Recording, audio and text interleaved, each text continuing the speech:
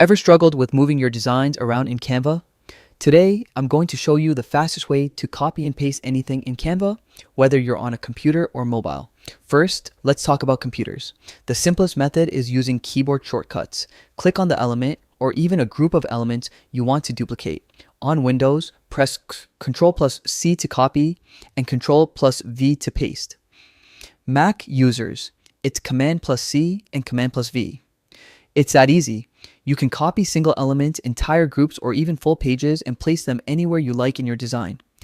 If you prefer using the Canva menus instead of shortcuts, you can also right-click on the element. You'll see options to copy or paste directly. Perfect if you're not a fan of keyboard shortcuts. Now, for those designing on mobile, Canva makes it just as simple. Tap the element you want, hit the three dots, and select Copy. Then, tap where you want to place it and choose Paste. It's quick and keeps your workflow smooth even on a small screen. With these simple tricks, duplicating designs, creating templates, or just experimenting becomes effortless. Next time you're in Canva, remember, copy and paste isn't just for text, it's your shortcut to faster, smarter designs. Try it out and watch your workflow become way more efficient.